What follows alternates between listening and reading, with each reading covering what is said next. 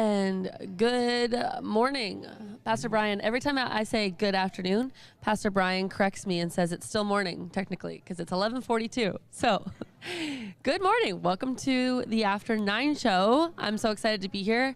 I am with my friend Dan Parkinson. And you know me, I'm Pastor Sarah. And we're talking today about Jehovah Hashopet, the Lord my judge. So just a little bit of housekeeping before we get the ball rolling. If you are just tuning in now and you have no idea what we're talking about, I would encourage you to take this time and go all the way back to the beginning and watch the message and then come back and talk to us, because we're going to talk about what we learned today. And yeah, so that's that. And then tomorrow night, if you want to join us at the Lighthouse, we're doing prayer from 6:30 to 7:30, and you can find us on YouTube and Rumble and Facebook, and we'd love to have you join us. All right, sir. What did you get out of the message today? What was something that stood out to you specifically? What I got was that judgment is a very difficult subject to address. Yes. In a positive way. Yeah. But judge not, lest you be judged. Mm-hmm. I think the Bible tells us that. Yeah. So you should look forward to judgment. It actually helps build character, I believe. Oh, yeah. And we heard how judgment and being a judge is strictly the domain of God. If you want to do judgment properly, you want to let God do what He's here to do. Mm-hmm. We're the beneficiaries of that. Yeah. Yeah. And I think it calls us higher.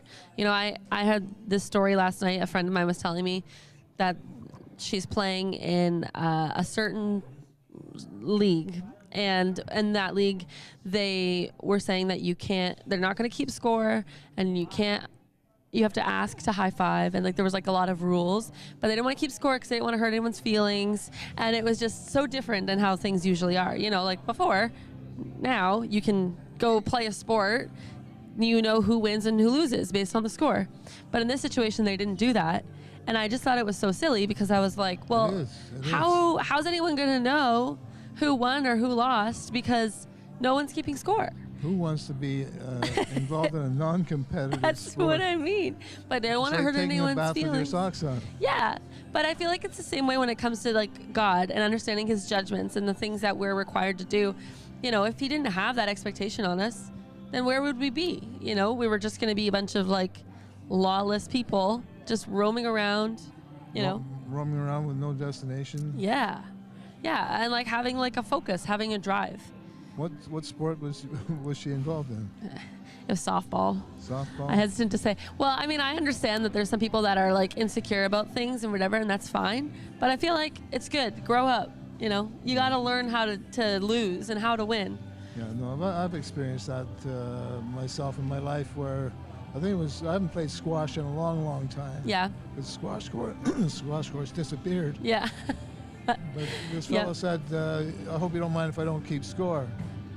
So the game's over then. Yeah. Well, then when does it end if no one's keeping score? That's right. Just when you're done. I'm ready to stop.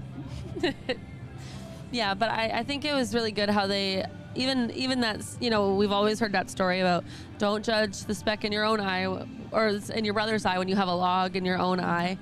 And then that's the thing, is no one really knows everyone's story, right? Like, I don't know the person behind the counter when I'm checking out at the grocery store. I don't know what their story is. And so like, who am I to judge the way they're responding? Who am I, you know? But I'm encouraged, just like what you said, Dan, that our judge and our ultimate judgment is in the hands of God. That's in good hands. Yeah, absolutely. Because I know that I trust Him, and I know that if we do the things that we're called to do, it says that we're going to be judged in a good way. Yeah. I think. Yeah. The name Jehoshaphat, I think the way it's spelt, it's not quite the way I recall it. Jehoshapet. Yeah. But Jehoshaphat is his real name, amongst many others. The Jehoshaphat, I was mentioning at the early show that my wife always calls it Jehovahwitz, jumping Jehovahwitz. And it's not Jehovahwitz, it's Jehoshaphat. That's the closest I can come to it. But if you know all the names of God, you're way ahead of me. There's so many, but There is. Jehoshaphat is one that stands out in my mind. That's one of the key Yeah. judges or judgments. Yep. The Lord our judge. Amen. Yeah, that's awesome. Okay, well, that's time for the most part for today. But we just want to encourage you that, if you've never had the opportunity to make things right with God, if you have questions about salvation or understanding what does that mean when we say that God is our judge, what does that look like for us? Well, we would love to introduce you to him. We would love to have that conversation with you. So come to church or join us or email us or call us, whatever.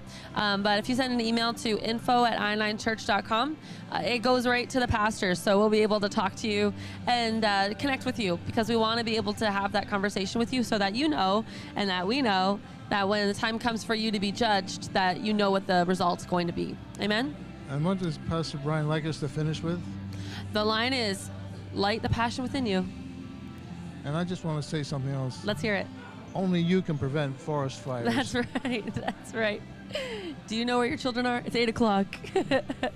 Awesome. Well, we'll see you tomorrow at 6:30 at the Lighthouse. And until then, don't forget to light the passion within you.